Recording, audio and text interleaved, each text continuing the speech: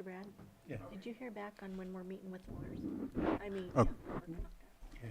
We're ready. We're ready to move on to our next item, 6.11, consideration of proposed findings of fact and decision in the appeal of Nina Star LLC, AB 24-05. Lloyd?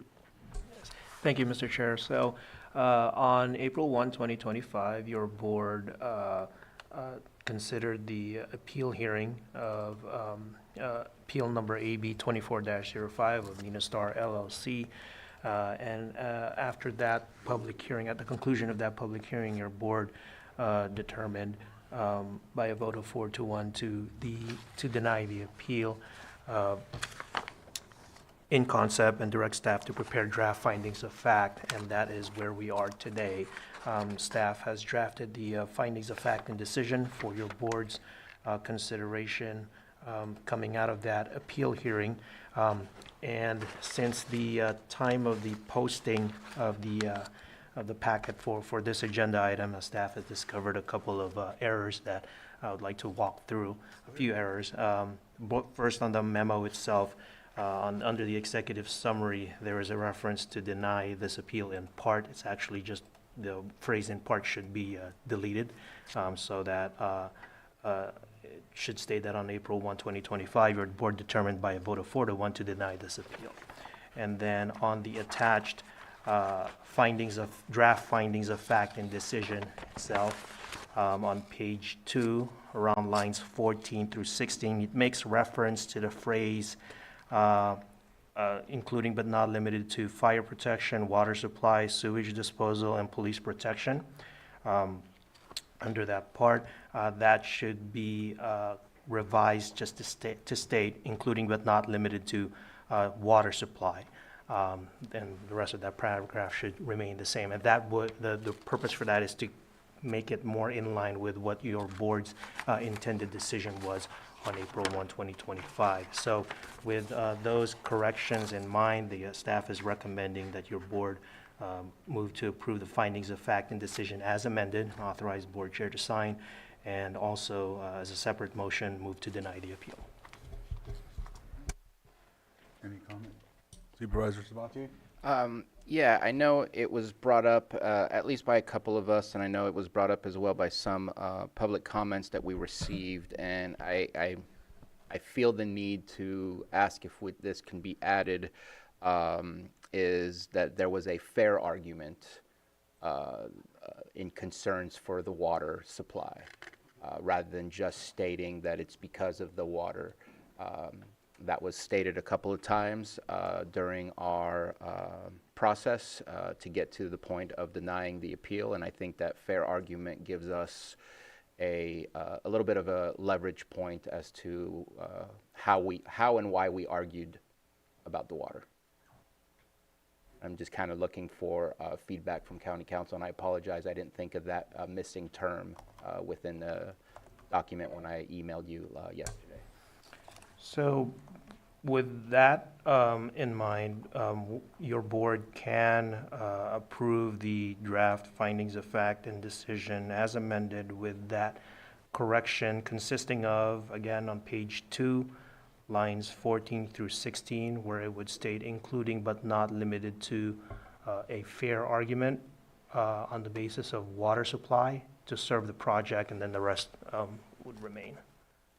I'm would be happy with that change. I second that. I have no issue with that change. All right. So if there's no other comments from the board, we'll open it up to the public. All right. No hands in Zoom, so we'll bring it back to the board for action. Okay, I ask that we move forward with filing the appeal of the Nina Star with the exceptions and the terminology that has been corrected. So it would be, for the first one, just to clarify, motion to approve the findings of fact and decision as amended, and authorize the board chair to sign. Yes. Thank you. Second. I have a motion and a second. All in favor? Aye. Any opposed? Motion carries 5-0. And then there's one more to deny the appeal. Yeah, to deny the appeal. All right. That's a motion to Second. deny the appeal, and then I have a second.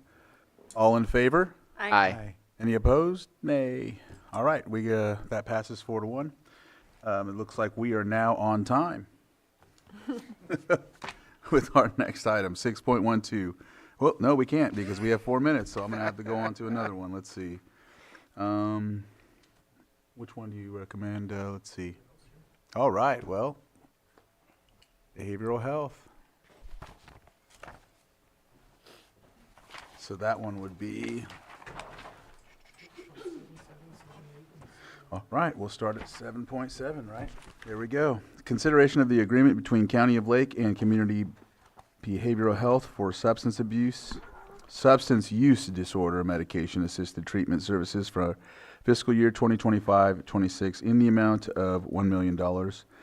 Director Jones. Yes, thank you so much, Mr. Chair, Board. I'm actually delighted to bring this agreement forward because it represents a significant step forward in implementing our organized drug Medi-Cal delivery system.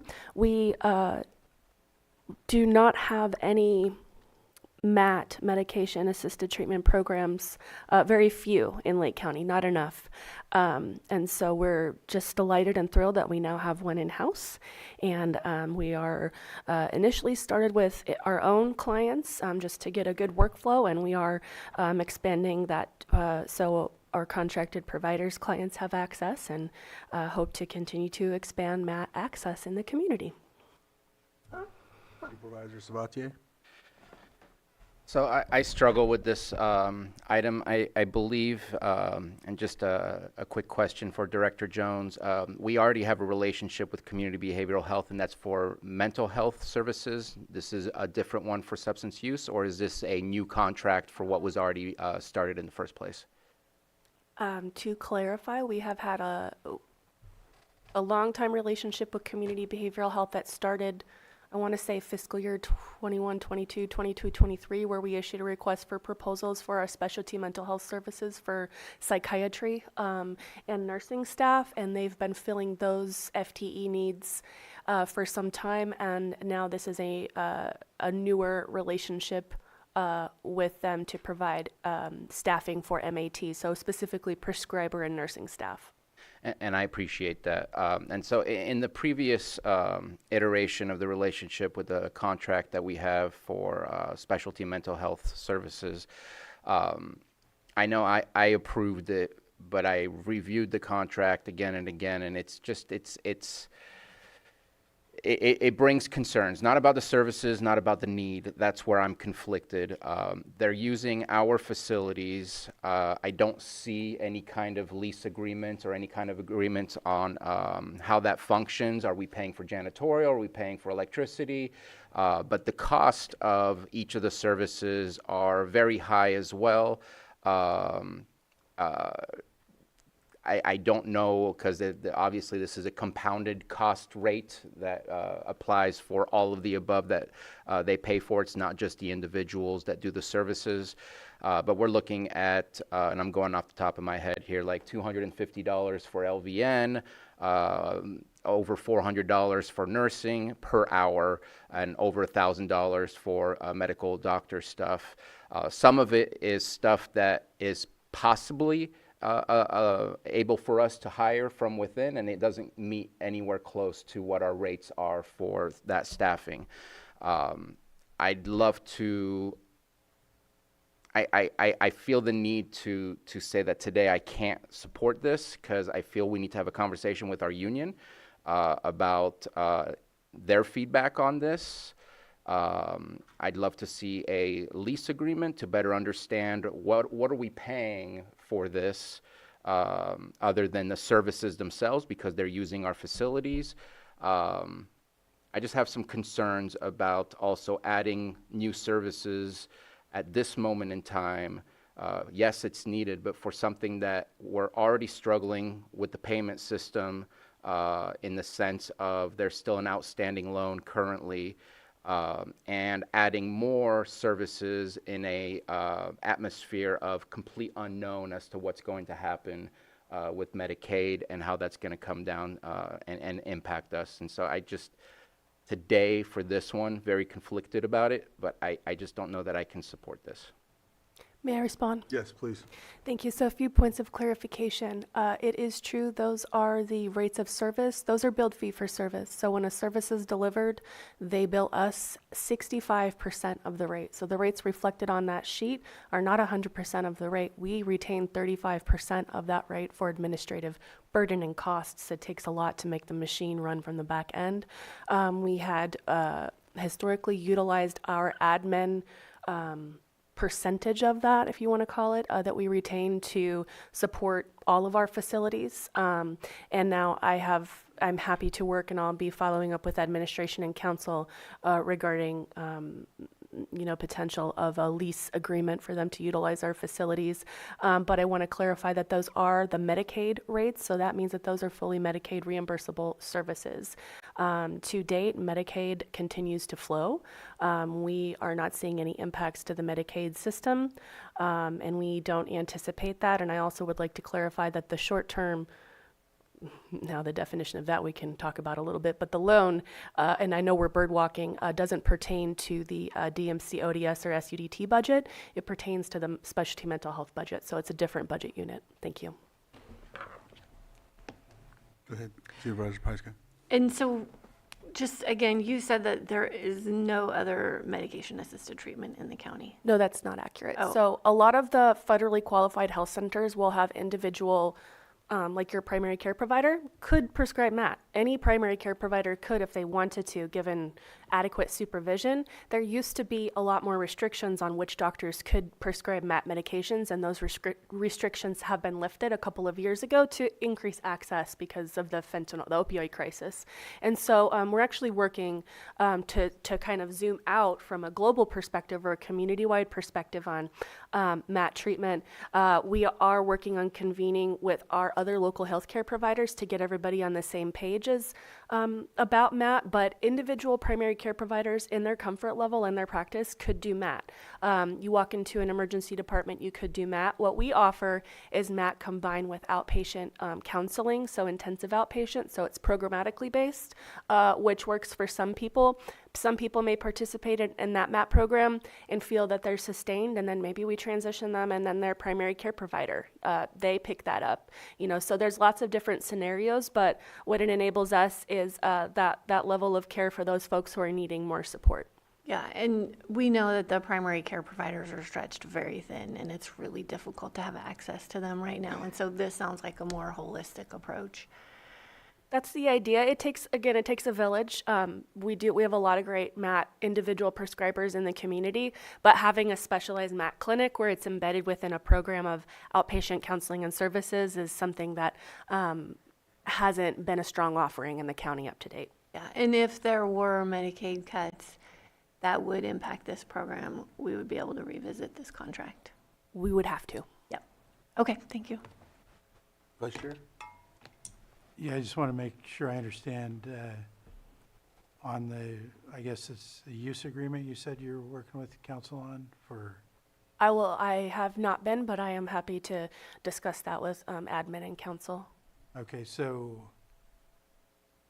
how would, if we were to approve this, how does that affect we don't have the use agreement yet? Was that We haven't a problem? to date. or- We have business associates agreements. We've done a bit of a risk analysis to ensure that contracted staff are not supervising county employees, that there's sufficient barriers. But we've looked to make sure that they're not acting in any way, shape, or form as a county staff, but we have not ever asked them to pay for the clinic space that they occupy within our clinics because they're providing services to our beneficiaries. Okay. All right. Is there anyone from the public that would have any on Zoom? No, I'm going to bring it back to the board. Mr. Chair, I move that we approve the agreement between County of Lake and Community Behavioral Health for substance use disorder medication assistant treatment services for fiscal year 2025 to 26 in the amount of $1 million and authorize the board chair to sign. I'll second.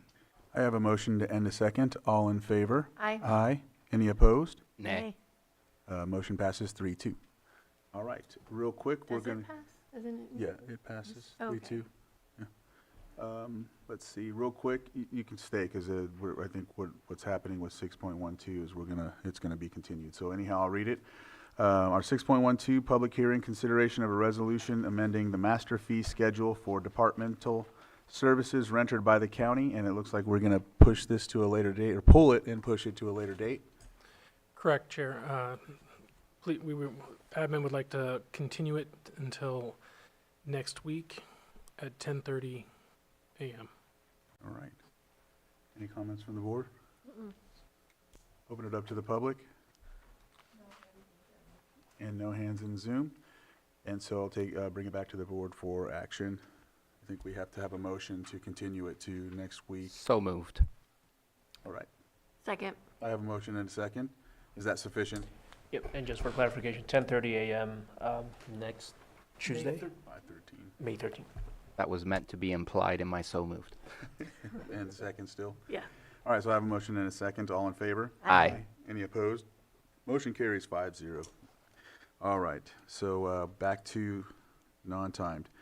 7.8, consideration of amendment number 4 to the agreement between County of Lake and Lake County Office of Education for the Mental Health Student Services Act Grant, program-based specialty mental health services for fiscal year 2021 through 2026 in the amount of $2,112,250.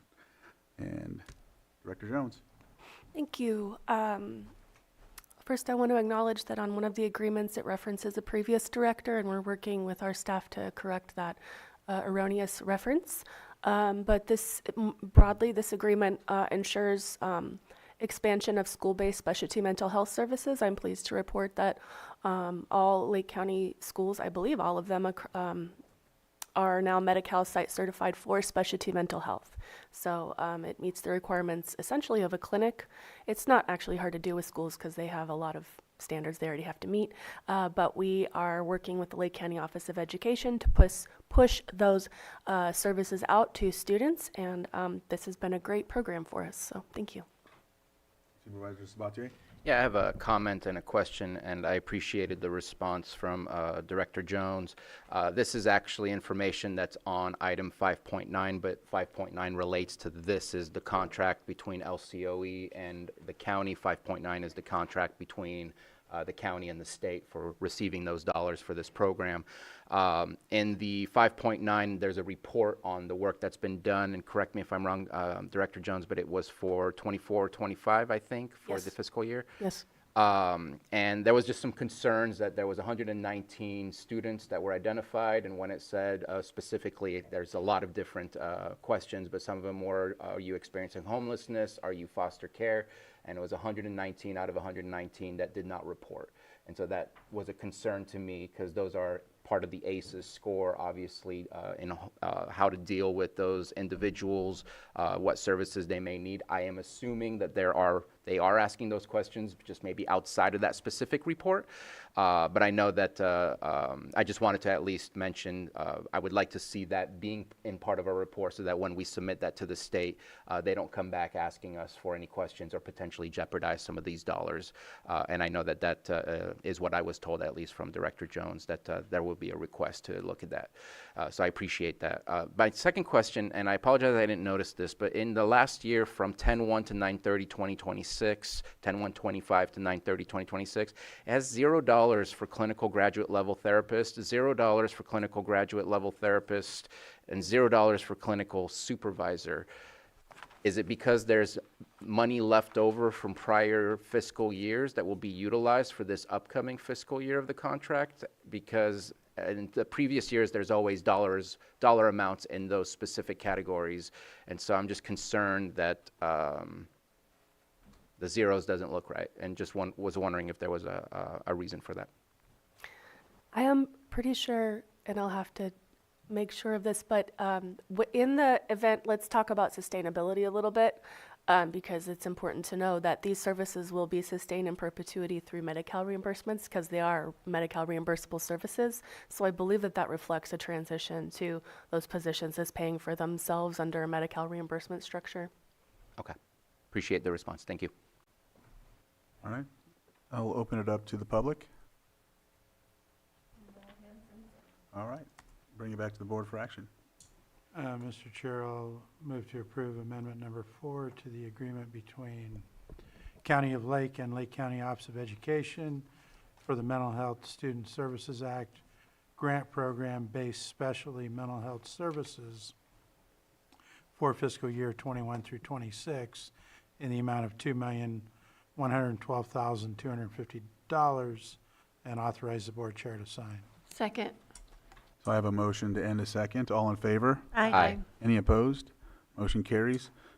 Because it was mentioned, I'll just go ahead and do 5.9. I know they kind of, like they said, go hand in hand or something of the like. So we'll go to 5.9, adopt resolution authorizing amendment number 2 to the standard agreement between the County of Lake and the Behavioral Health Services Oversight and Accountability Commission, BHSOAC, for the period ending December 31st, 2026, and authorizing the Behavioral Health Director to sign the amendment. Director Jones. Thank you, and thank you, Supervisor Spatier. This is kind of a two-parter in a way. So the previous item was about our agreement with the Lake County Office of Education. Now this is the county's obligation with the Behavioral Health Services Oversight and Accountability Commission for the grant funds. We had some unspent grant funds that we have been able to roll over and up, and so this update reflects that extension. All right. Go ahead, Supervisor Spence. And the reason I pulled is I have no problems with the resolution. This specific attachment, I know I had a lot of difficulties opening it. I had to do some weird roundabouts, and then eventually, I don't know if it was updated, but then it was just unavailable. So I wanted to make sure that we showed this. It's a 2-page document. There's not much to it. And I believe the mention from Director Jones earlier about changing the signatory is on this new one. I can't see it because I don't have my glasses on. But I just wanted to make it transparent for the public since I know it was not available for the majority, if not all of us, for some unknown reason, technical issues. All right. Not hearing anything from the board. I'll open it up to the public. No hands in Zoom. We'll bring it back to the board for action. I offer the resolution. Resolution has been offered. I second that. All right. Oh. Supervisor Owen, Yes. Supervisor Sabatier, Aye. Supervisor Rasmussen, Aye. Supervisor Pyska. Yes. And Supervisor Crandall. Aye. The resolution passes. Is that all? No, let me see. So we got, I think, A couple more. yep, we got 2 more. 7.9, consideration of amendment number 1 to the agreement between the County of Lake and Parkview Healthcare Center for adult residential and skilled nursing support services and specialty mental health services for fiscal year 24-25 in the amount of $340,000. Director Jones. Thank you. This was, yes, Parkview provides essential residential level, particularly skilled nursing services. Incidentally, you will not see an agreement for Parkview come forward for 25-26. We will not be contracting with them in the future. These dollars are needed to finish out this current contract year. Not seeing anything from the board. I'll open it up to the public. Any on Zoom? All right, I'll bring it back to the board for action. Mr. Chair, I move that we approve amendment number 1 to the agreement between County of Lake and Parkview Health Care Center for adult residential and skilled nursing support services and specialty mental health services for fiscal year 2024-25 in the amount of $340,000 and authorize the chair to sign. Second. I have a motion and a second. All in favor? Aye. Any opposed? Motion carries.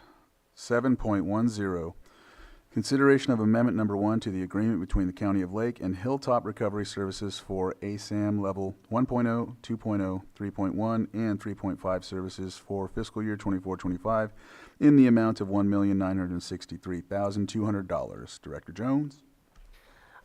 Yes, continuing to finish out the end of the year with Hilltop Recovery. making sure there's enough contract to cover the services, and I believe there was some, there may have been some additions to CPT codes in this agreement as well for peer support services. Supervisor Sabatier? I do have one question. It mentions in there that I think in the past we had 4 beds and now it's none. It's what's available. I didn't ask you this question, but if you don't mind, I'm going to ask you right now. Have we ever gotten a denial because they didn't have beds available?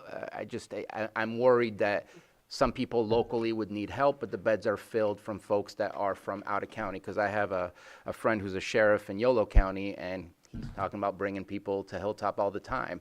And it's not that I don't want his people to be helped, but I would love for us to make sure we always have availability. So do we get denials from time to time that there's no room? From Hilltop, very rarely. I will take this opportunity to commend Hilltop Recovery Services. In our new contracting process in ODS, we don't have the ability to just purchase a bed.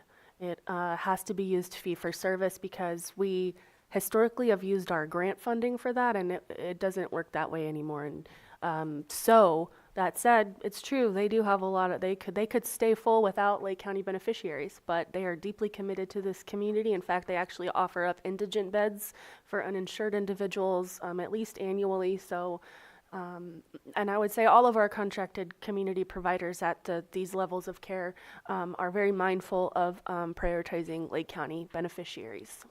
Okay, thank you very much. All right. Any other comments? Open it up to the public. Any on Zoom?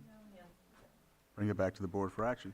Mr. Chair, I move that we approve Amendment Number 1 to the agreement between the County of Lake and Hilltop Recovery Services for ASAM Level 1.0, 1, or 2.0, 3.1, and 3.5 services for fiscal year 24-25 in the amount of $1,963,200. That was And- 1 million.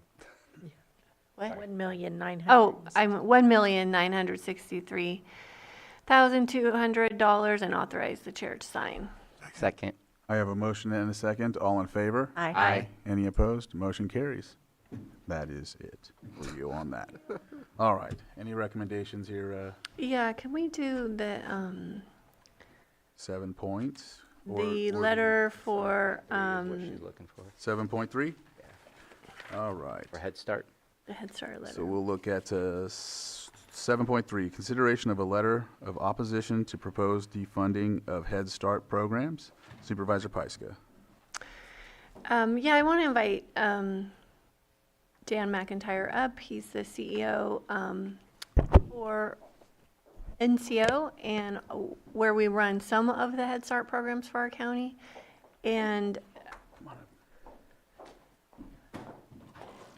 Matthew, did you want to come up for this one? Or I just want to say that we've only had our federal lobbyists in place for 4 months, and they have just been working diligently to support us on so many levels.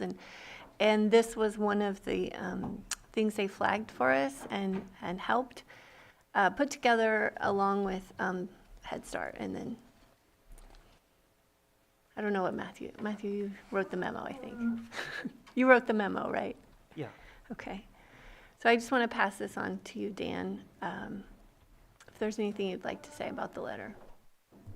Yeah, thank you, Supervisor Pyska and Board.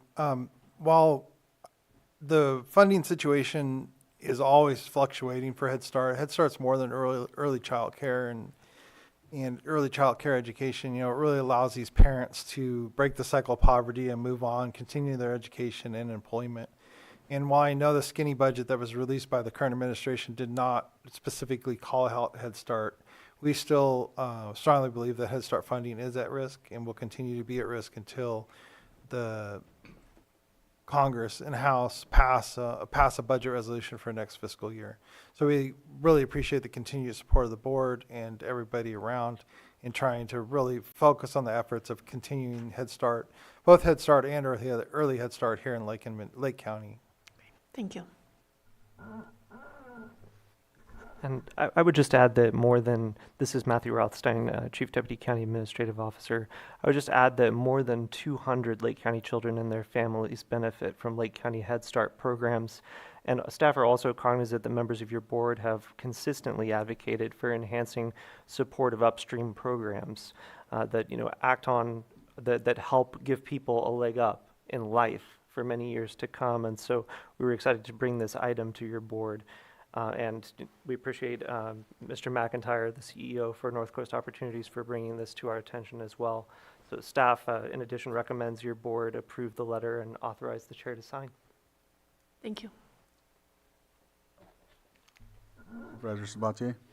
Yeah, I unfortunately, we're going to get a back and forth of an on and off switch of what it actually says in the budget. I have high hopes that those in Congress still feel the need to bring home some level of services to their communities, and I think they're going to do the right thing. I think we're also speaking to the choir and our congressman, who obviously supports these types of initiatives, but we also don't have anything in writing to say that we support or not support something. So today I'm happy to approve this letter. All right, I'll open it up to the public. Is there anyone from the public that would like to speak on this? All right, I'll bring it back to the board for action. Mr. Chair, I move that we approve the letter of opposition to proposed defunding of Head Start programs and Second. authorize the chair to sign. Second. So I have a motion and a second. All in favor? Aye. Any opposed? And motion carries. Thank you. All right. Let's see. Is there another one, Matthew, that you're? All right, Matthew, is it 7.4? Is that one of them? Oh, okay. Consideration of a letter to Governor Newsom supporting extension of the Biomat program. Supervisor Pyska? This issue was brought to us at the Risk Reduction Authority earlier in April, and now we have been working for the last few years to develop programs to utilize biomass in our county, and this is we'd like to see the extension of the Biomat program with the funding, and this is a letter of support, which I think we pulled from RCRC's letter. I'm bringing it to this board today. Any comments? Matthew, did you want to add anything? Yeah, so RCRC is part of a coalition of entities that contributed to a letter. And in addition to RCRC, the Association of California Water Agencies, California Association of Sanitation Districts, and California Forestry Association are among those partners. And so as you're aware, and as Supervisor Pyska raised, biomass utilization is a longstanding county priority. It was identified in 2021 as part of our United States Forest Service Community Mitigation Assistance Team process, for example, and the RRA has been working diligently on that priority. The Biomat program specifically requires that the California Public Utilities Commission procure 250 megawatts of energy from new small-scale bioenergy projects, and our understanding is only 20% of those required megawatts have been procured to date, and failure to implement the program fully could result in nearly $30 million of grant funding being returned to the federal government by California-based entities. So it's fairly consequential. We had hoped to sign on to the initial coalition letter, but unfortunately didn't have a mechanism to get there in time. So this letter is a cover letter to that, and then we're additionally reinforcing the coalition letter. Thank you. Supervisor Sabatier? So I recognize that this is in connection with the letter from RCRC. On our letter, I don't really see the request for action. It kind of talks about the letter from RCRC, but it doesn't say please extend the biomat. I don't think I see it. It says if no action is taken, it will sunset is expected, but I'm not sure if I missed a sentence of us asking for specific action to extend, which obviously matches RCRC's letter, but it's not necessarily in our letter. Did I miss it? Yeah, so the final sentence of the first paragraph, the County of Lake joins those coalition members in asking your support of extension and full implementation of the Biomat program. And additionally, at the end, please act to further statewide climate goals by directing the California Public Utilities Commission to fully implement the Biomat program as required by state law. I not have the same letter? Any other questions? No. All right, I'll open it up to the public. Is there anyone from the public that would like to speak on this? All right. No hands in Zoom, so I'll bring it back to the board. And this isn't referring, I'm not just noting for the record, it's not referring to any projects that are being proposed or anything right now, or anything of the like. It's just in general, the program in general around the state. Correct. Just want to make sure that's clarified on the record. So anyhow, Mr. Chair, I oh, think Just a quick question. Do we know if there's an idea of what the extension might look like? Is it, are we just asking for an extension with no understanding of how many years? Just because I feel like it's slow in getting the money out. It's not an issue of, I think it's an issue of bureaucracy in the process of allowing the dollars to be accessible. But do we know if there's a request from RCRC on a specific time frame that they're looking at, or asking for expedited processes? I don't know, so many of these programs take so much longer Yeah. to implement than anticipated, so, and you'll see that with a couple of the other letters of support. And it doesn't change my vote. I was just curious, just to see if there was a set expectation on the request. And if no action is taken, the program will sunset December 31, 2025, which is, according to the coalition, very clearly not enough time to completely fulfill the program. Mr. Chair, I move that we approve the letter to Governor Newsom supporting the extension of the Biomet program and authorize the chair to sign. I second that. I have a motion and a second. All in favor? Aye. Any opposed? Motion carries 5-0-0. All right. And then 7.5, is that? Okay. Consideration of 3 letters of support for federal forest health and wildfire and disaster resiliency legislation in furtherance of established Board of Supervisors federal legislative priorities. A, the Disaster Resilience and Coverage Act, H.R. 1105 Thompson. B, the Facilitating Increased Resilience, Environmental Weatherization, and Lowered Liability Firewall Act, S. 1323 Schiff and Sheehy. And C, the Fix Our Forests Act, FOFA, H.R. 471, S. 1462 Supervisor Pyska. Yeah. And again, big shout out to Paragon for assisting with this and tracking these bills that align with our legislative priorities. The Disaster Resilience and Coverage Act and Firewall are sort of in the same vein, one coming from the House, one coming from the Senate. So we're hoping that both our representatives will be working to collaborate on something to get passed, and then Fix Our Forest Act. You know, obviously we are half publicly owned in this county, and we really need the investment into the forest lands on public lands and tribal lands. Supervisor Sabatier? Are we going through the approval process one by one? Because I do have an issue with the Fix Our Forest Act one. I think that the complete lack of NEPA, like it completely skips over environmental review, and seeing how there is rhetoric and language used on using our federal lands for things that I don't necessarily agree, and I think we do need to protect it. I think we also need to be able to clean it up, but I don't see protection, in my opinion, highly emphasized in the language of the 175 pages to go through on the Fix Our Forests Act. But it concerns me, and I've tried looking up some articles and some other letters, and I feel like it's a little, it will solve a problem, but it may create a whole different problem, especially if we have people in our administration that may energize clear cutting or other things like that, if you get rid of the NEPA process or the environmental review, those things will be able to slide through. So I cannot support the Fix Our Forest Act based on my research. The other two, absolutely. Okay, we can do them individually then. Okay. All right, well, I'll open it up to the public first. Do I need to do through separate, or just open it up for any comments for A, B, and C? Yeah, your board can open it up for comments for Okay. A, B, and C, and then as far as the motion goes, it can One be by treated one. separately to be identified by the subject line for each letter. All right. No one on Zoom? No hands on Zoom. All right, I'll bring it back to the board for action. Okay.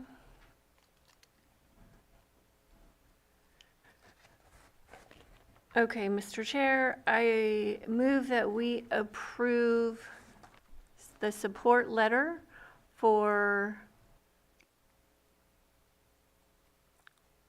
the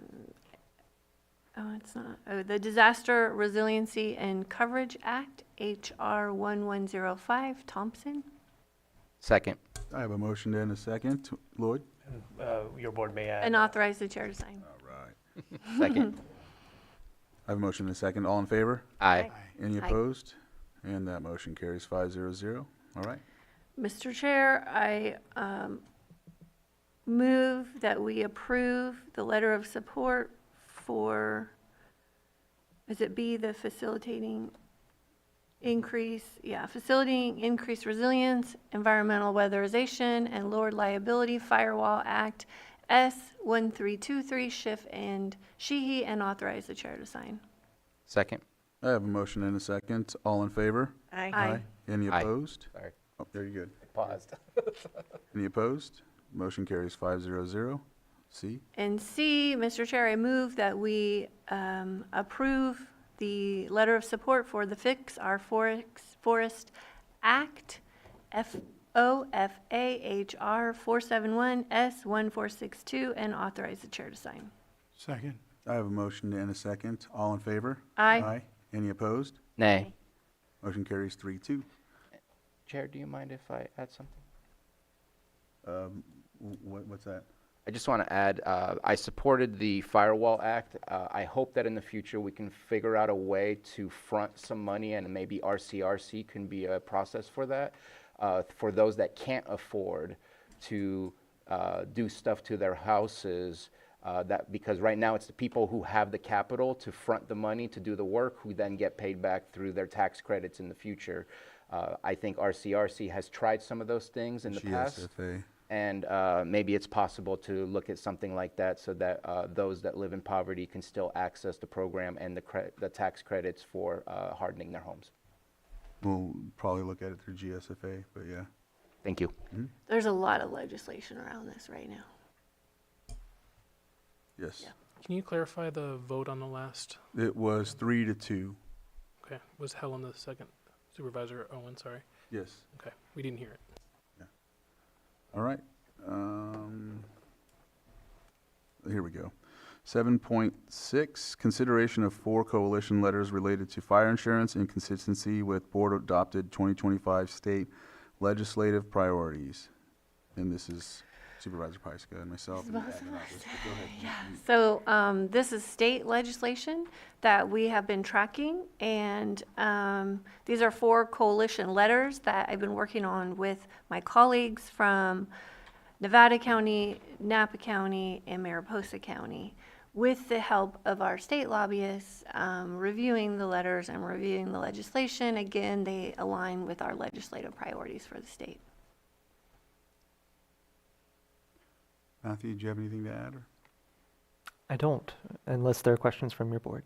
I don't have any. Of course, full support of this. I want to figure out some solutions for the fire insurance problem that we have. Mm-hmm. So, yeah, if there's not anything, I'll open it up to the public. Any on Zoom? Bring it back to the board for action. Okay, Mr. Chair, I move that we authorize Chair Crandall to sign 4 coalition letters related to fire insurance in consistency with board-adopted 2025 state legislative priorities. Second. I have a motion and a second. All in favor? Aye. Any opposed? Motion carries 500. Thank you, Matthew. Which one do Thank you, you? Matthew. 511. Okay, so let's look at 511 real briefly because I know it's been pulled. So we got approved First Amendment of agreement between the County of Lake and 360 junk removal and hauling annual compensation by $50,000 for a total compensation not to exceed $150,000 for abatement services, and authorize the chair to sign. It looks like we have Director Turner here, and Stephen, I know we talked about this, so we'll go from there. Go ahead, Director Turner. Morning, Mireya Turner, Director of Community Development. Yes, there was a lack of clarity or a little bit of confusion with the words of the section in the term on the amended contract. So we would request that the section of the term be struck, since there are no proposed changes to the term of the agreement. I do have a redlined version, and we have emailed a corrected version, should the board approve it as amended. Do you have anything to add? That's Even? exactly what I would say. Okay. Any comments from the board? Appreciate the fix. Thank you. Oh, there's the red line version. That is absolutely visible. I'll open it up to the public for this. And no hands in Zoom. I'll bring it back to the board for action. Mr. Chair, I'll move to approve the First Amendment of Agreement between County of Lake and 360 Junk Removal and Hauling to increase compensation by $50,000 for total compensation not to exceed $150,000 for abatement services, and authorize the chair to sign. As amended. Second. I have a motion and a second. All in favor? Aye. Any opposed? And that motion carries 5-0. Back to our non-timed. Should we just start from the top 7 too? All right. 7.2, consideration of use of staff time in excess of 8 hours to research the feasibility of a dedicated special tax for county roads. Supervisor Owen, I know that you're sponsoring this item. And I know that Director March is going to come up and discuss some of this as well.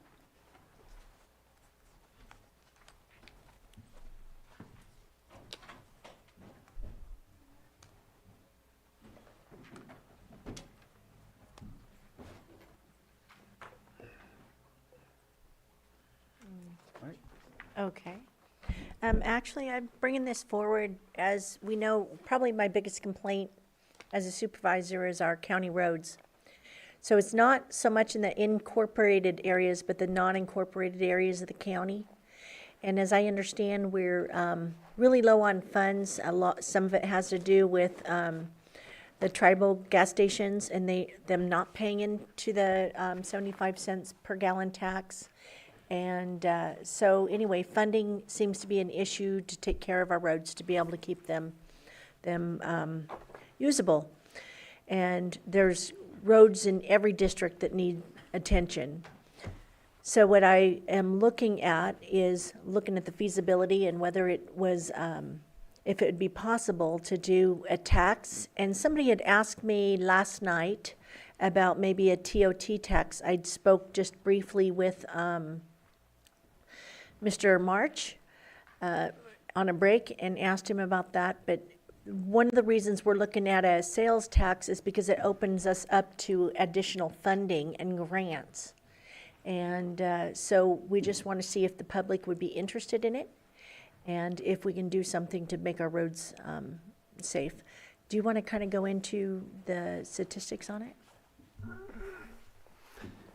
Just real quickly, we know that the city of Lakeport has a 1% sales tax for roads, as well as the city of Clear Lake. So there are the cities in the county which have passed those sales tax measures. The Clear Lake is using their sales tax money to fund bonds to improve the roads, and that is an option. The benefit of a sales tax, it allows us to collect LPP funds, local partnership program, which is another revenue, another gas tax source. The good thing about the benefit of that is the state sets aside $72 million annually for competitive grants for projects for cities and counties that have a dedicated road tax or fee. So that is probably the largest benefit of adopting a sales tax. And we can also use sales tax money to pay for local matches of grants. So we want to, the intent would be to use that money to leverage it for, to get more money. So, And I wanted to make this tax specific to our roads, so it couldn't get hijacked basically for other funding, but just to take care of our county unincorporated roads. And like I said, did you state to me, as I understood it, that the TOT tax, we wouldn't be able to go after these free monies, these other grants? Is that correct? we would not be eligible for the LPP funds. Okay, So, yeah. So we're just looking at using the hours to be able to investigate and see if this is something we can bring forward for the 2026 ballot to be voted on. I don't know who was first, Supervisor Sabatier or Vice Chair? Regarding so at this point, sorry. So you're looking at this for the 2026 ballot, either the primary or the general election? Or I'm assuming we would look at both of those possibilities if we were to bring it back. Or we just want to clarify, are we also going to be looking at whether or not any sales tax should be a quarter cent, a half cent, a full cent? Is that going to be part of the research? yes, it would be. Okay.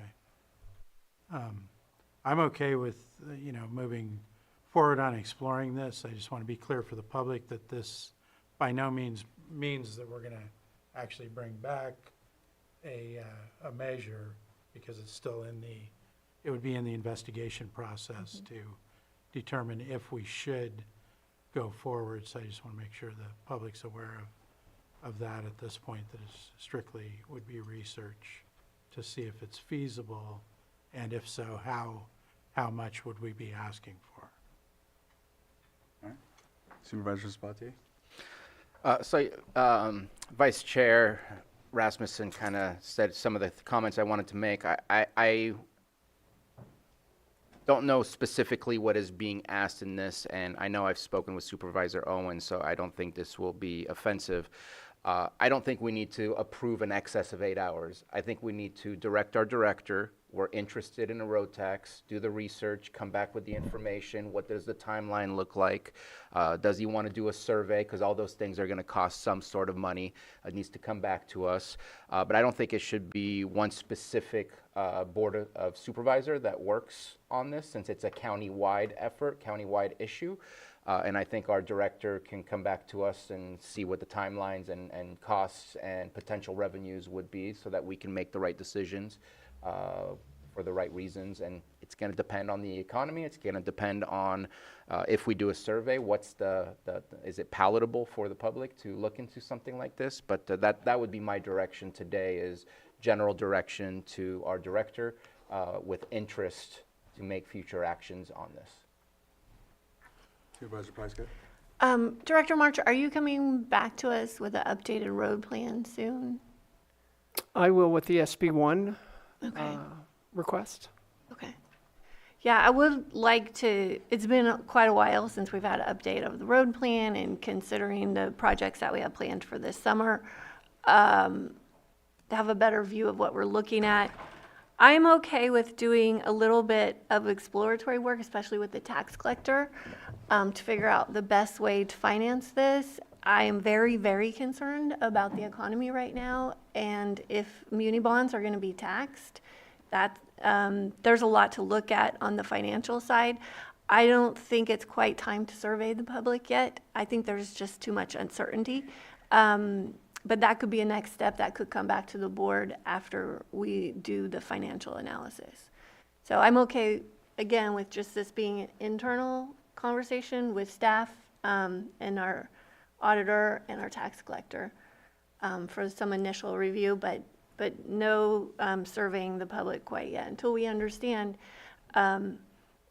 This is a situation where we've been planning this for a while, making sure that we've got our plans in place, that we've been able to do some of the projects that we've set out to do to build credibility with our department. We have had those discussions years ago, and because we've never had a tax measure be successful in this county, we have to be very careful about how we move forward. So that's my direction. Vice Chair? Yeah, I was just going to comment that I'm okay with, obviously, I suspect Supervisor Owen was presenting it in this manner because obviously this is going to take a lot of work. It's clearly going to be more than 8 hours, but I do think it makes sense what Supervisor Sabatier mentioned, that we can also just as a board direct staff to explore these options and bring things back to us as we need to make decisions moving forward with it. So I'm good with it as in that manner too. I'm not sure how that direction works, but. Anything else? Nope, I would like to amend it to it be a county project as well, since it does pertain to the entire county. With saying that, I'd just like to emphasize that we've had road problems for way before tribal gas stations, so I just don't think it's very responsible to say that because tribes don't get taxed for SB1 funds, that's the problem. Oh, I didn't mean it like that, I Okay, swear. okay, I meant no it worries. that the way it was explained to me was that we're not getting those taxes, Oh, okay. that we would be getting more money for if If they they were all contributing the 75 cents a gallon. I know they go So- through weights and measures, but I don't think that's. Well, the other piece of this are the EV vehicles too that are not paying for gas. Yes, So and more the whole efficient system vehicles. is changing. Yeah, the more efficient gas mileage, there's a number of things that are contributing to us not having enough money to maintain our roads. So I apologize if that No, was. and I think one of the things, the reason I had to mention it is because we have people watching who will take that, and I've seen it everywhere. No matter what it is, the tribes don't pay taxes and this and that. When tribal people pay taxes, sales tax, they pay federal tax dollars, they pay state taxes. So I'm not blaming you for saying that per se. I just know how people take it. Yeah, and I watching it, apologize for yeah, that. so- That was, there's a number of issues, like I said, like Supervisor Pyska mentioned, the charges, electric vehicles aren't, contributing. There's just a number of things. The more efficient vehicles, instead of getting 6 to 8 miles a gallon, we're getting 30 miles a gallon. So there's a number of things, but the monies are not there to maintain our roads. And so just trying to come up with a way to improve our road status. What is it right now? Our roads are down in the what category? Mid-30s, and so it's just really unacceptable. Anything else from the Supervisor Sabatier? Yeah, I just wanted to mention, I know Supervisor Pyska mentioned the municipal bond tax potential. That is absolutely horrible if that is the case. Hopefully it will not be retroactive, because that would be even worse. I don't think we should jump into anything without understanding, and there's the possibility that maybe we move forward in 2026, but if we miss it, we have to wait till 2028. That typically is the best cycles to be able to go through, so we don't do special elections where, again, it costs more money to take that risk. We are 4 out of 58 counties that are still at 7.25 tax base. Now, I'm not saying that means we should increase our tax, but we will never resolve our road issues without doing something different than what we've been doing this entire time. So I think if we end up wanting to do a survey, I think you're going to have to come back to us anyways to say yes or no to that. So I think at that point we can make that decision whether we feel the public is ready or if we're ready. But I'm definitely ready to move forward and see what our timeline might be, what the cost might be, and what are our choices here, because our choices at this moment in time thus far has not delivered what we should be delivering to the people we serve. No, and the roads are they're deteriorating more. I mean, so we need to do something. And what's the definition of insanity? Same thing over and over. Vice Chair? Yeah, just lastly, real quick, I think it's important to mention that there's also legislation proposed in the state that would add additional potential per mile taxes on drivers in California. So I think as we move forward, it's going to be important to stay on top of what's going on at the state level too, because all of that can, have an effect. So I just wanted to mention that. Yeah, and the bond market, regardless of what happens with the taxes on the muni bonds. Like, we have to know what kind of market we're going to be looking at borrowing in. One other thing to add is that I was looking, well, it'd probably come up later, but also a sunset on it. So whether it be a 10 or a 20-year. I know that Clear Lake did a 20-year tax, 1-cent tax, to get their roads done, and they've done an amazing job. It's pretty impressive. So I've kind of tried to take a page from the Clear Lake plan book, and they've been able to get some extra monies in that, so it'll make our money go further. All right, open it up to the public for any comments.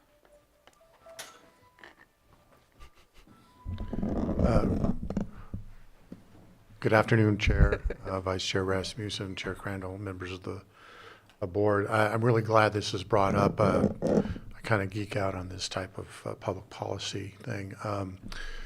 It's really important that we take a look at this because the proxy, gas tax used to be a proxy for miles driven, which was a proxy for wear and tear on roads. And for decades, ever since I was a kid and probably before that, that was the model. And that's no longer a reliable proxy anymore because, as you all mentioned, you have electric vehicles and they're driving just as much as a regular vehicle. And they put wear and tear on the roads, but they don't stop at the gas station. The CAFE standards that are required by the state of California and the federal government have increased the efficiencies of our miles driven tremendously, and that results in less people paying for gas. Nationally, it has very little to do with, tribal or anything like that. The overriding thing is as we get more efficient, that proxy model is failing us. So we have to find a way to fund our roads. So I do support looking at the an alternative. Sales tax seems to be one of them. I do know that this state and other states are looking at the state level for miles driven by somehow attaching something to your drive computer or your car's computer to see how many miles you drove. So you do pay for the miles per that type of thing. So we do have to look at it a different way because the gas tax model will not fund our roads either in this county or this state. So, thank you. All right.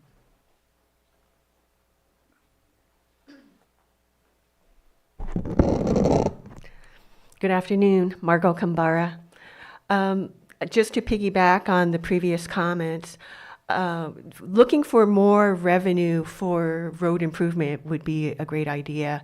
It would be even better to associate, however, the source of funds closer to road use. Sales tax tends to be regressive, and not everybody who will be paying that sales tax is a driver, or it may be somebody who's using public transit.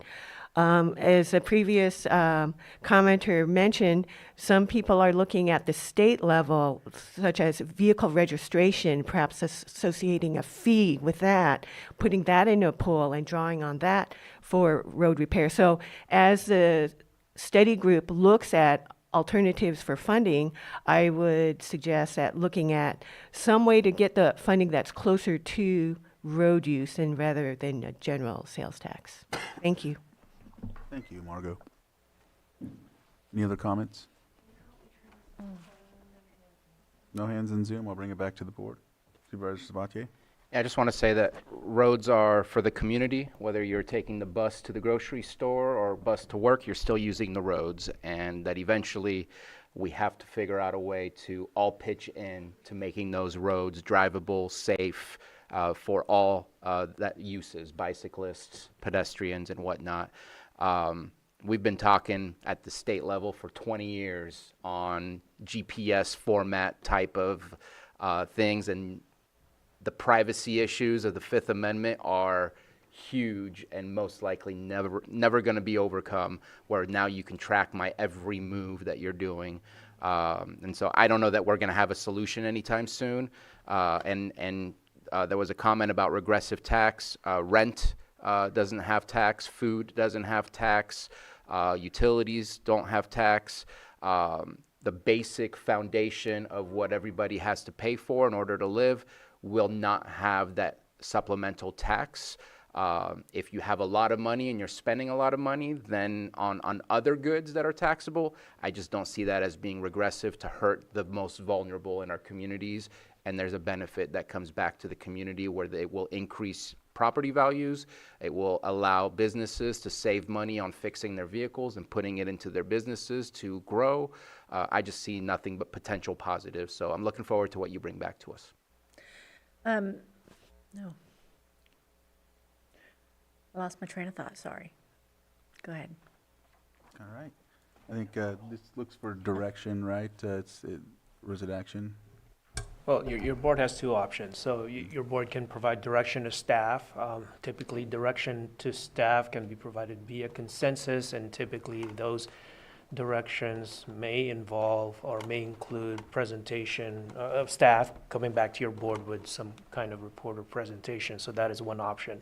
The other option is what's being recommended in the memo, wherein your board moves to approve staff time of that exceeds 8 hours to research the feasibility.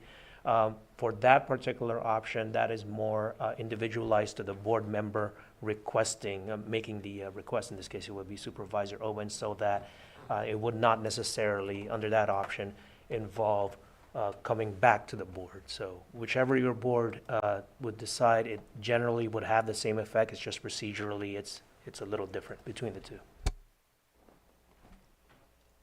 Go ahead. I was going to ask if Mr. March, Director March, has a potential timeline of when this may come back. If I'll be working with other departments, it's going to depend on their schedule as well. So I'm uncertain. So come back 3 to 6 months? Definitely within 3 to 6 months time frame. Because the reason I ask is just to see if we can put some sort of a timeline of when to get it back, rather than just putting it out there and I can't even find it now.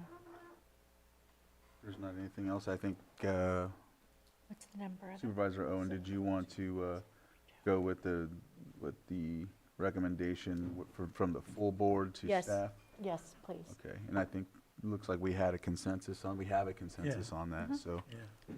So within 3 to 6 months, and I think is there anything else I missed? All right, thank you. perfect. Thank you for bringing this. Thank you. Thank you. It's 12:29. Do we want to push these two items and keep going, or do we Yeah, want to come back after? Let's just get through All these. right. Only one of them can be done? Okay. The water resources one? No? Oh, so we'll have to do calendars? Because there's nothing else after that? Okay. Oh, Okay. Do we need staff for that? I, I think we could just approve I'm it. comfortable moving I forward. go, think I we go can- to this event every year, so. so you've inherited it. I'm not going this year, 7.11, consideration of administrative encroachment permit 25-06, temporary closure of a portion of Clear Lake near Buckingham Homes Association office from May 16th through 18th, 2025 for the Buckingham Test and Tune Boat and Car Show. Any questions? Open it up to the public. Bring it back to the board for action. Mr. Chair, I move that we approve the administrative encroachment permit number 25-06, temporary closure of a portion of Clear Lake near Buckingham Homeowners Association office from May 16th to 18th, 2025 for the Buckingham Test and Tune Boat and Car Show, and authorize the Water Resources Director to sign the administrative encroachment permit. Second. I have a motion and a second. All in favor? Aye. Any opposed? Motion carries. All right. Did I open it up for public? Yeah. I did. Right? Okay, just making sure. I don't remember either. Next is calendar. Sorry, I had autopilot mode. All right. 7.1 Supervisors Weekly Calendar, Travel and Reports. Who would like to go first? I'll go ahead. All right, Supervisor Sabatier. I have a couple different things here. I have tomorrow, actually this evening, I'm over at Lakeport City Council to do a PEG presentation. If that concludes early enough, I'll move on to Sutter is having a little gathering that I will try and see if I can make it. Lake County Continuum of Care on Wednesday, early morning on housing navigation. We made a few changes. We're gonna look at doing a little bit more deep dive on case conferencing for individuals within our homeless management information system, just to make sure that we're using that time wisely to case conference with all of the agencies that are at the table to figure out the hard to place folks on our list. And so we're going to use that time frame. I have a NACO Health Steering Committee leadership call happening that afternoon. And again, later on as well, Lake County Continuum of Care for the Hub Advisory Group. On Thursday, I am going to meet with Stephen Carter this afternoon to see if I can go to the training in Humboldt that CSAC is holding. So I might just leave really early and go. I just need to see if it will be reimbursable. We'll see about that. If I get back in time, YCCD board meeting will be happening later on that evening that I'd like to be a part of. On Friday, I'm meeting with Community Development and Vice Chair Rasmussen. I have a meeting with Circle of Native Minds as well at 10 a.m. with PEG TV. I'm excited about that conversation. Meeting with our Auditor Controller. Meeting with Lake County Office of Education to talk about internship programs in the area of Clear Lake. And then also I have a tentative potential tour of Homaton Haven, the shelter in North Lakeport that evening or that afternoon as well. On the 11th or on the 10th, I'll be on in the city of Clear Lake in Austin Park for the Mental Health Matters event. And then Sunday is Mother's Day. Can't miss that. And then on the 12th, I have an encampment resolution meeting again. At this moment in time, again, this is just money that has been collected through the COC. This is not county dollars, but we are looking at doing safe parking with the $1.5 million that we have. Safe parking could be that segue between being out on the streets, building, getting into a safe area, building trust with the services in order to get some of those folks into our shelters, because there are still people who are adamantly against going into our shelters, whether it's due to past experiences, stigma, or whatever the case might be. But we want to try and create those segue points. Then meeting with our CAO and going back to our Board of Supervisor meeting on the 13th. All right. Okay. Supervisor Owen? Okay, we didn't have the meeting last week, but I'll kind of go over what I've done the past week or so. I had an orientation with the Health Department with Supervisor Rasmussen, and that was on the 25th. The 26th, there was 4 Earth Day celebrations. They were all amazing.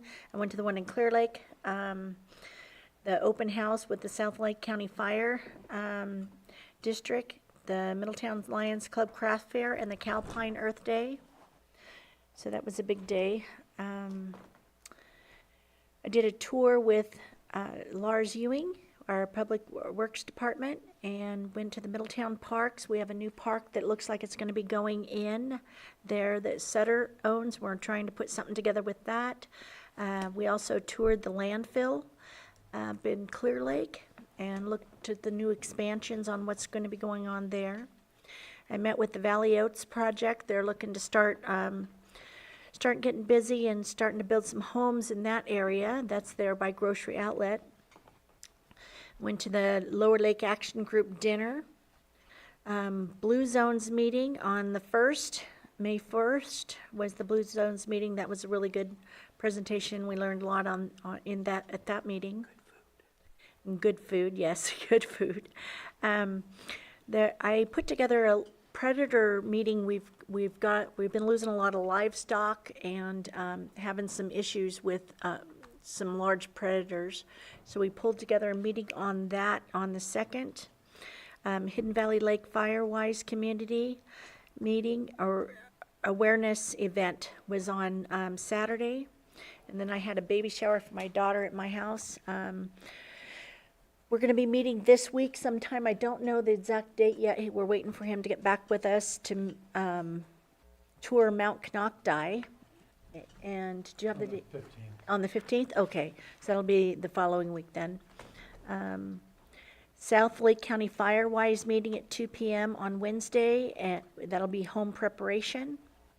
On Thursday, I have Calpine meeting at 9:30. I have a 4 p.m. Lake County Recreation meeting here in Lakeport, and a math meeting with Glenn March at 7 p.m. on Thursday. And that'll have to do with the roads, the county roads, which we were talking about earlier.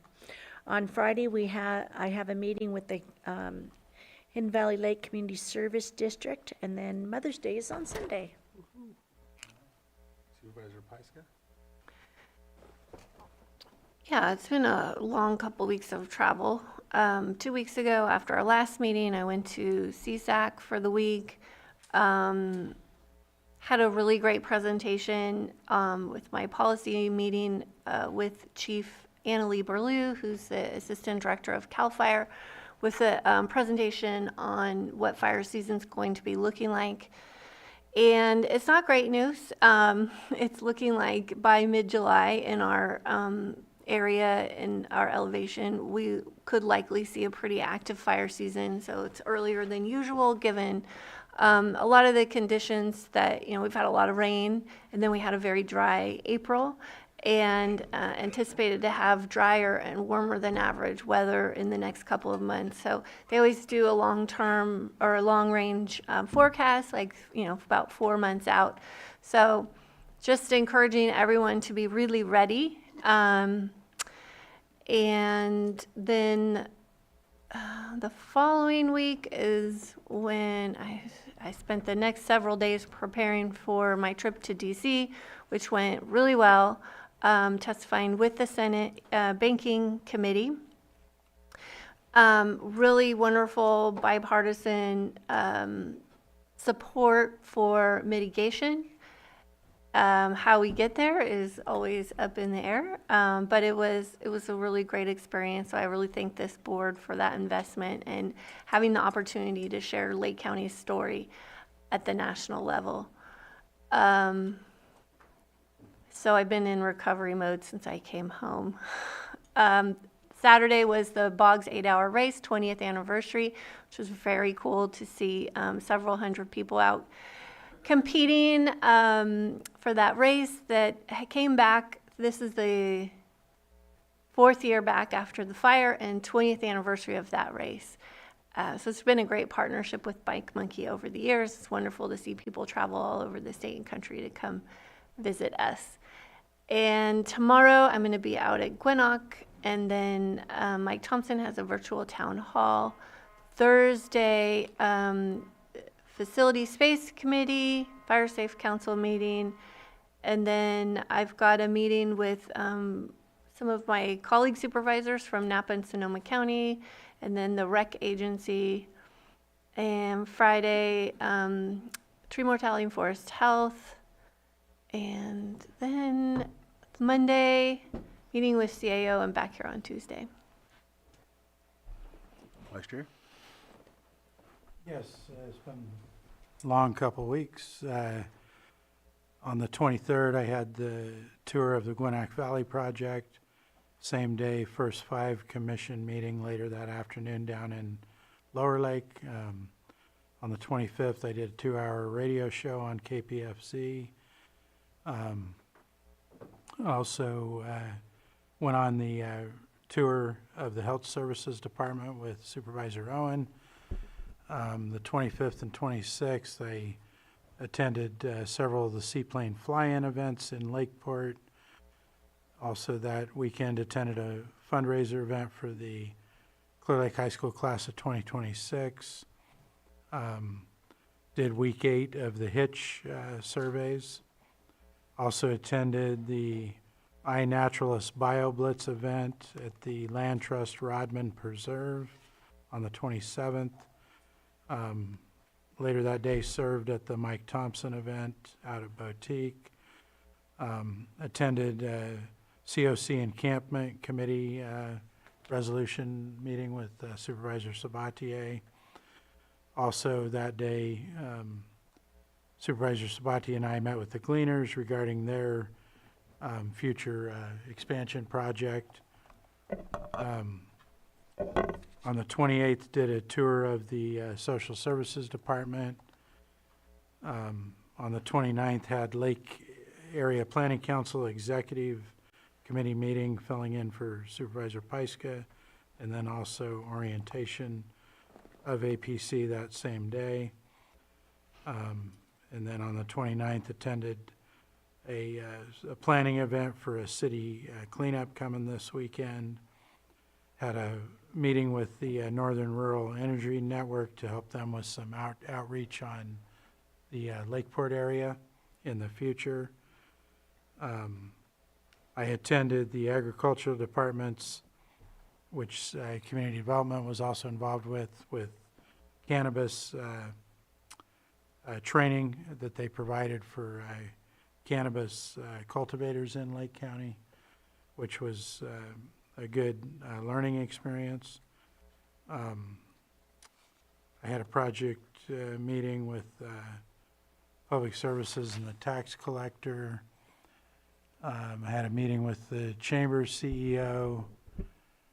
And then also last week we had continuum of care regular and executive committee meetings. I did a Big Valley and Soda Bay Road trash cleanup last weekend, and again the Hitch survey. And tonight I will most likely attend the Sutter event over in Kelseyville, and I'll wrap it up with that. Save the rest of this week for next report. All right. Thank you for that. So I'll have, let me see, there we go. Good. Tomorrow I have the East Region Town Hall and the CSA in Spring Valley. Thursday, I'm pretty sure you both will be present for the LCRA, or? Yep. Okay, so I'll be on standby in case. Friday, of course, we have the Circle of Native Minds meeting that Supervisor Sabatier brought up, and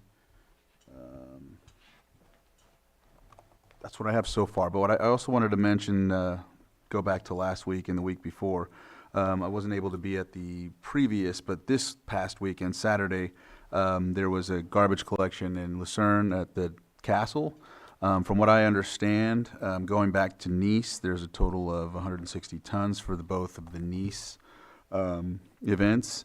And then Lucerne, the previous weekend, was 110, so that's 270 for Nice, Lucerne, and I'm not sure of the tally for this past weekend. But just adding in 23 and 24's numbers of 60 tons for all three events that took place, that's like 330 tons out of Nice and Lucerne since 2023. Not to mention this last weekend. So once that's tallied, it should be somewhere up there in the. You're gonna need a new landfill soon.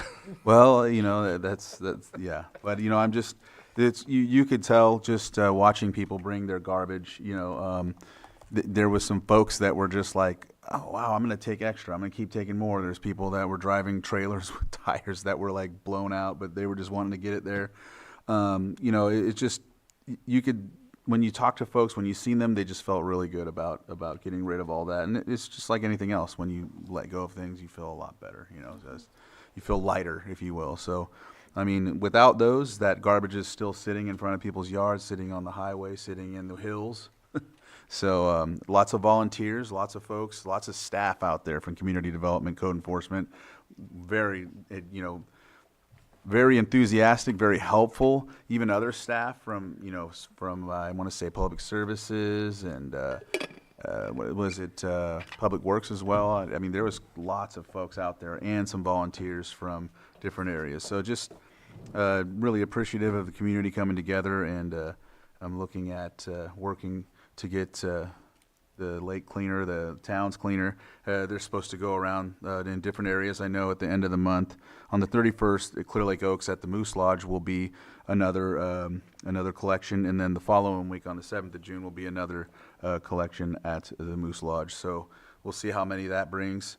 I'm sure they're going to keep moving on after. I know that that's been the discussion. So just wanted to highlight that because that's very, it's one of the things that code enforcement have brought to the board, talking about the Cal Recycle grant, and just wanted to emphasize how they've been following suit with what they planned out. And so just a very good job on that part. And Shannon Walker Smith was out there guiding everybody, ensuring we were doing what we needed to. It's pretty cool. So without further ado, I know that again there's Mother's Day this weekend. We got to make sure we honor the moms. And then Monday CAO meeting, and then I have the Central Region Town Hall meeting, and then back here on Tuesday. So with that, looks like we've completed everything but closed session items. So I'll read those off because when we come back from break, we'll just go straight into closed session. 8.1, conference with legal counsel, significant exposure to litigation pursuant to Government Code Section 54956.9 D2E11, potential case.